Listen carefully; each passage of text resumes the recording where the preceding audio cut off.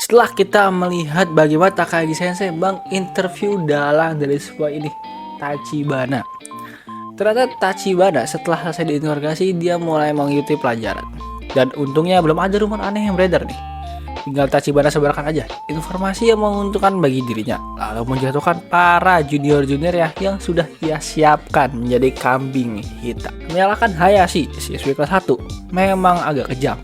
Tapi kalau Hayashi bisa dijadikan tersangka sementara, Tachibana memiliki waktu lebih untuk menjatuhkan target utamanya, Eiji Aono. Dimana Hayashi ini adalah aset yang telah ia simpan untuk dijadikan tumbal kalau keadaannya memburuk. Lagi pula hampir nggak ada bukti langsung yang menunjukkan keterlibatan Tachibana dalam kasus kali ini. Pesan-pesan dirinya dengan Kondo pun udah dia hapus. Kondo memang sejak awal sudah menjamin keamanan Tachibana. Dan memang faktanya bukan Tachibana lah yang menghubungkan Miyuki dengan Kondo, tapi orang lain. Dan iya benar, selama ini aku sudah menyiapkan berbagai asuransi. Sekarang saatnya menggunakannya. Seolah-olah mendapatkan pencerahan, Tachibana mulai menyusun narasi dalam kepalanya. Sisi bodoh yang menjauh dari Kondo, lalu mengkhianati temannya sendiri. Lalu dia tunduk dan patuh terhadap perintah Kondo, dan ikut terlibat dalam perundungan terhadap Eiji.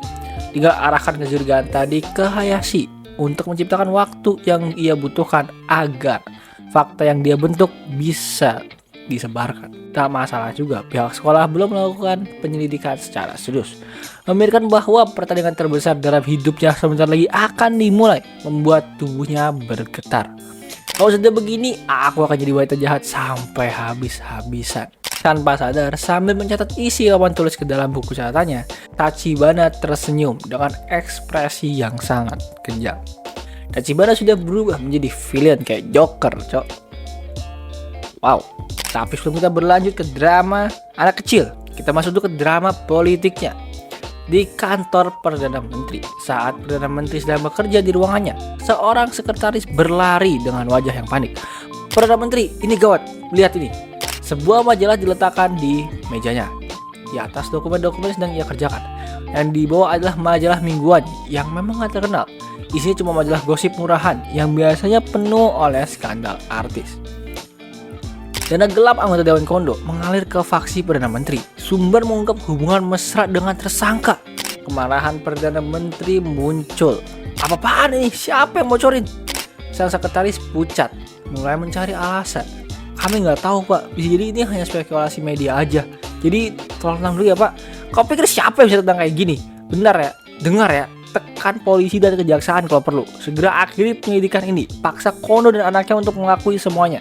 Biarkan publik menganggap semua ini kesalahan mereka. Dan jangan saya perhatian mereka tertuju ke arah kita.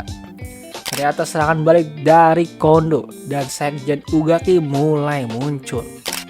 Kita balik lagi lah ke drama anak kecil kita. Saat jam istirahat siang, Hayashi yang sedang makan bersama teman-temannya menyadari HP-nya bergetar. Siapa juga ngehubungin dia di saat istirahat.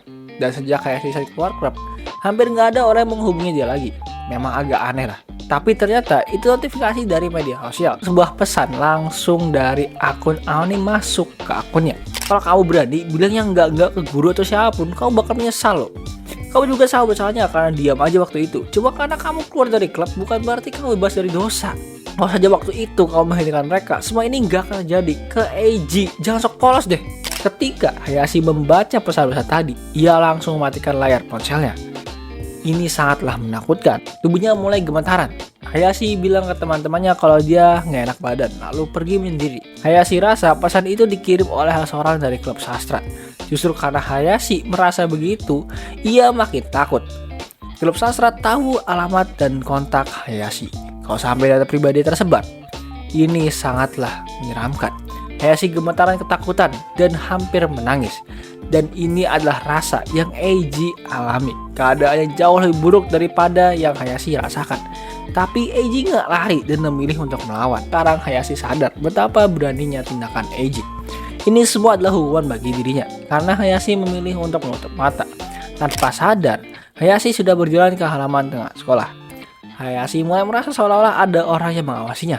Hayashi-san! Sebuah suara perempuan memanggil. Hayashi terkejut dan langsung siaga. Dengan wajah pucat, Hayashi menoleh. Ai, seseorang yang pernah membantu Hayashi, menyampaikan permintaan maaf kepada Eiji. Ai berlari menghampiri Hayashi. Kamu nggak apa ya? Wajahmu pucat banget loh. Tadi kamu keluar dari kelas dengan wajah serius. Jadi aku khawatir dan ngejar deh ada sesuatu yang terjadi ya. Ai ini begitu baik, mau repot-repot datang hanya untuk dirinya. Tapi Hayashi nggak ingin merepotkan Ai lagi. Ai sudah menahu banyak hal hanya demi membela Eiji, yang saat itu nggak punya siapapun di pihaknya. Hayashi terus diam.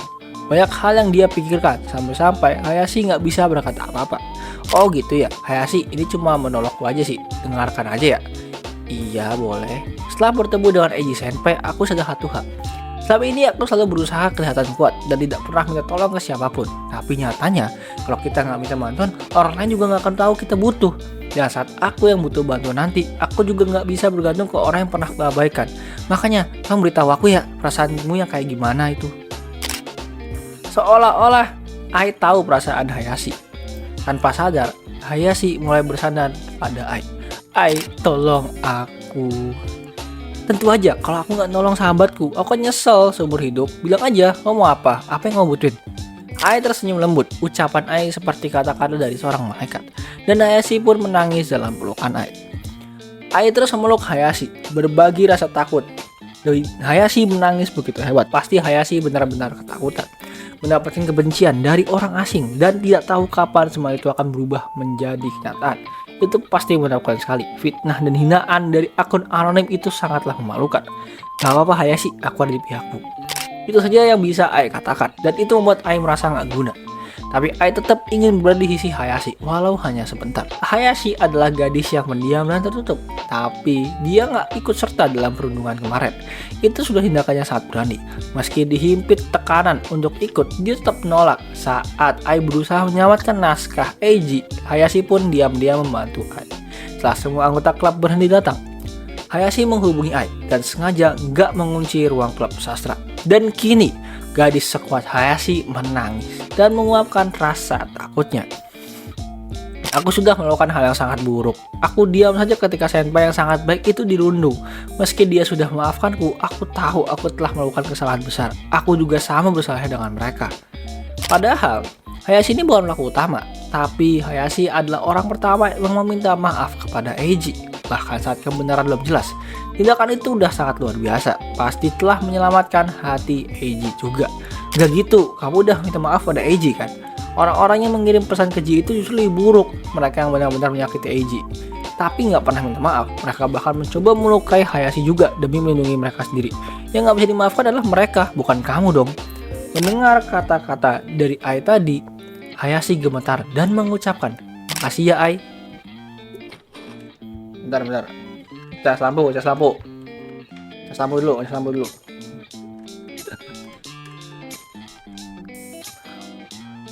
Ai nggak bisa memaafkan mereka yang sudah sejauh ini menyudutkan Hayashi hanya demi menyelamatkan diri mereka sendiri. Menakutkan. Jadi seperti ini ya rasa yang dialami oleh Eiji Senpai. Ya aku merasa sangat bersalah deh, sampai nggak bisa memaafkan diriku sendiri. Hayashi, mari kita ke ruang guru ya. Kita bicara sama guru. Guru-guru di sekolah ini pasti akan berpihak padamu kok. Kalau kamu nggak ingin terlihat menonjol, aku aja yang akan bicara atas namamu. Mendengar ucapan Ai, Hayashi bisa mengangguk dan berkata, "Tolong ya Ai. Demi kehormatan Eiji dan masa depan Hayashi, masalah ini harus segera selesai." Ai memeluk tubuh Hayashi lagi dengan sangat erat sambil meneguhkan tekadnya. Setelah mengantar Hayashi kembali ke kelas, Ai meminta izin untuk pulang lebih awal kepada wali kelasnya. Lalu Ai pergi langsung ke tujuan utamanya. Pemilik ruangan itu pernah berkata, "Kalau ada masalah segera datang dan bicara ya." Jadi Ai tahu, Ai akan baik-baik aja. Ai menuju satu-satunya orang di sekolah ini yang benar-benar mengerti posisi dirinya. Ai mengetuk ruangan. "Silahkan masuk." Dengar suara lembut dan sopan dari dalam. "Permisi kepala sekolah, saya ingin berkonsultasi tentang sesuatu." Kepala sekolah mengangguk dengan pelan. Meski tahu ini jam pelajaran masih berlangsung, kepala sekolah nggak menanyakannya dan langsung menerima Ai. Pertarungan babak berikutnya dimulai dengan muncul korban baru dari sang membuat skenario, Tachibana, yang mengorbankan Hayashi untuk menyelamatkan dirinya. Tapi Ai berkata lain, dirinya akan membela Hayashi. Dan sekarang Ai bersama kepala sekolah. Setelah kita kemarin melihat Eiji dengan Takagi Sensei, sekarang Ai dengan kepala sekolah. Apalagi yang cerita ini siapkan untuk mengejutkan kita di next episode. Gua pun nggak tahu.